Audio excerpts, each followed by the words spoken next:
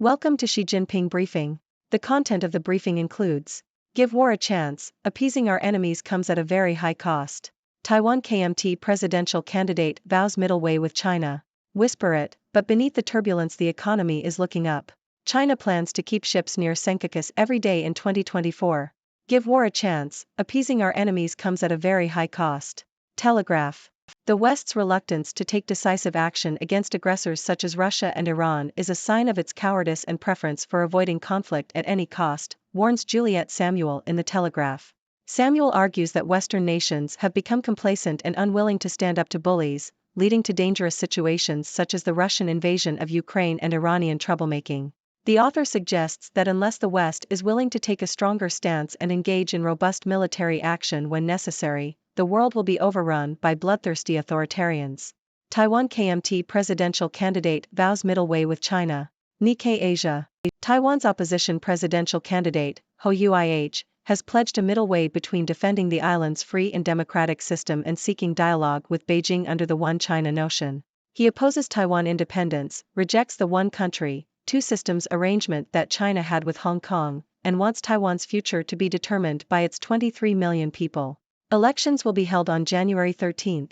The race is a lot closer this time, with Lai Ching-te from the ruling Democratic Progressive Party the frontrunner, followed by Ho and Ko Wen-je of Taiwan People's Party in third place. Whisper it, but beneath the turbulence the economy is looking up. Telegraph.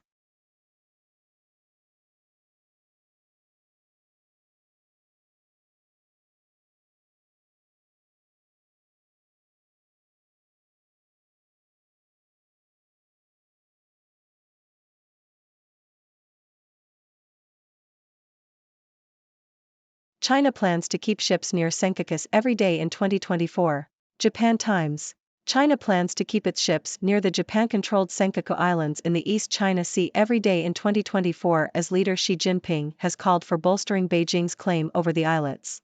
Xi emphasized the need for Beijing to constantly strengthen its efforts to safeguard the sovereignty of the islands, which China calls the Diaoyu. He stated that China will never let even 1 millimeter of its territory be taken. Ladies and gentlemen, I am Dr. Six from the 6 Degrees World, here to bring you the latest news and analysis from around the globe. Let's take a look at what's been happening. First up, we have an opinion piece from The Telegraph, arguing that the West's reluctance to take decisive action against aggressors like Russia and Iran is a sign of cowardice. The author suggests that unless the West is willing to stand up to bullies and engage in military action when necessary, we will be overrun by bloodthirsty authoritarians. Now, I must say, while it's important to address global conflicts, I do hope we can find ways to resolve them without resorting to violence. Maybe a good old-fashioned game of rock, paper, scissors? Just a thought. Moving on, Taiwan's opposition presidential candidate, Ho Yuih, has vowed to pursue a middle way with China.